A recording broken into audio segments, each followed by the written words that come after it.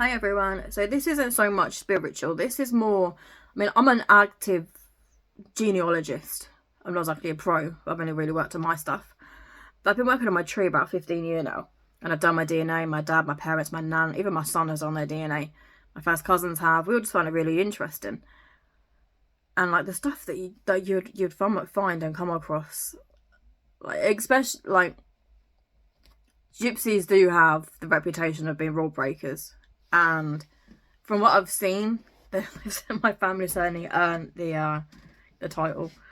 Anyway, so there's a little town called Tingewick, and so on my mum's side they are Smiths. Well, the Smiths on both sides, but my mum's location-wise is closer. My dad's Smiths were Leicestershire, but my mum's were Northampton and Buckinghamshire. So for anyone who has done their roots and stuff like that, so there's a little place called North Marsden, which it's closer to Aylesbury, to be fair, than where I am. So there was a road between there and where my Smiths are. My Smiths were in a little town called Oven. And there was a big gypsy encampment on this road. It used to be called Gypsy Lane. Then they changed it to Carter's Lane because there was a big drover lane from all the gypsies that would cart backwards and forwards with their goods and stuff like that they used to sell. And anyway, so this part of, there's a very, very strong gypsy tie with Buckingham, okay? And it's a place that I love. My great-grandparents lived there. I lived there for a while. It's a very magical place. It's very special to me. And so our Smiths were in Buckingham probably about 100 a year, to be fair. And they married Bucklands, and the Bucklands are still there. The Bucklands own the scrapyard there. Anyway, I'm getting off point. So there's a little village called Tingewick, which is about a mile from Buckingham. Maybe a mile and a half.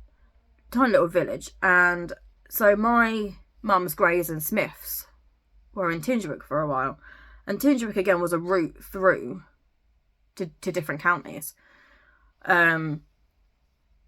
I think Affiance Smith was quite known to go through that area. Anyway, so my cousin, he's written books about our family. I think he's bought his fourth one out now. And he come across his newspaper clipping that he sent me.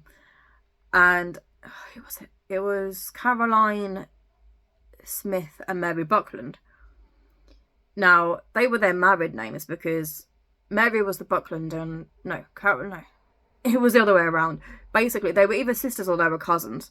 Now, the Smiths and Bucklands are cousins through and through. They intermarried for so long. And, yes, they sent me this newspaper clipping of these two women who were hatched in the field opposite the Royal Oak pub. And that pub has probably been there since the 1700s. It's very, very old. So they were in there, in the Vardos, in the wooden caravans, camped. Camped opposite this pub, which is typical gypsy style, near alcohol. And so they were camped there. But the newspaper article was about them getting into a scrap because their husband, so in a gypsy culture in England, they were always, for the majority of the time, they were dealers. So the men would deal, well, anything they could come across particularly. So they would find something and they would sell it on. Some of them were big time dealers, some of them would travel with it. Londoners, they tend to call it rag and bone men, which is similar. And anyway, so these two women, again, they were either sisters or cousins, or they were in-laws. It was something like that. They literally got into a scrap because they were arguing over a bit of carpet. I'm not kidding, a bit of carpet. And this was in the late 1800s. And so my 6th great-grandparents married in Padbury, which wasn't that far from there. But my 5th great-grandmother, Kitty Gray, she was born in Tingewick, and she married George Freeman, who was a farrier, shoesmith. I don't know much more than that because, again, the lines go dead. But anyway, so this was Kitty's cousins. Probably a generation or so later, but it was just fascinating, just the fact that I got into this scrap over this bit of carpet. I'll have to attach the screenshot to it because it is so funny. and they were both fined for it. They were both arrested and given a slap on the wrist. And so I went to Tindwick. Must have been about October time, November time last year. And I love sitting in a pub there because the pub is very, very active. It's very spiritually active there, I think, because it's so old. And I just loved sitting there knowing that my ancestors were scrapping across the road, and the fact that they used to drink in there. I just find it fascinating, because you sit there in modern times looking at all the cars going past and how things would have changed. But yet when you sit in there, because nothing has changed, they've still got the old beams in there, the old fireplace, you know, and you wonder, well, like, where did they sit? And you often wonder, like, whether the spirit energy you're picking up is actually theirs. I mean, I found the old forge, which is where the Freemans would have done their blacksmithing. And then, but back then, my family, so they went from the Greys on the female side, married Freeman. But then when Kitty's son, Robert, he married Charlotte Stevens. For some reason, they took on Charlotte's surname and ditched Freeman. I know in some Romany traditions, they would take the woman's name. Not always, but sometimes, especially if there was an alias involved.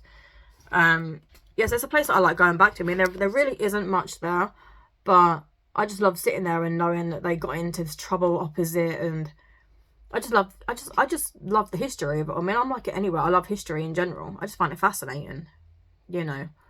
And sometimes you'll feel a bond with somewhere without even realising why.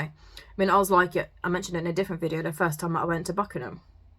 I just had a connection there. And at the time, I didn't know that my ancestors were from there. And I was there literally last Saturday at a market. Because I got like a little flea market and a fruit and veg and stuff like that. So I just find it fascinating, kind of retracing those steps. But yeah, but that story in Tindwick will always have me laughing. The stuff that they would get up to, like, I've come across so many arrest records and so many newspaper clippings of, you know, and in Buckingham, you know, my Smiths, these were cousin Smiths, so these weren't direct, but these were my cousins. So back in the day, they would what we'd call drink driving on a horse and cart, and just outside one of the places in Buckingham, literally, like, it tipped over and one of the gents died, which is sad.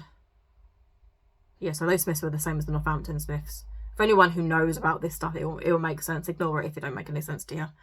It's just interesting how history can sometimes loop, especially from a spiritualist point of view as well. And I love going to these places and feeling certain things, because it's nice to know that that energy is still around even after all this time.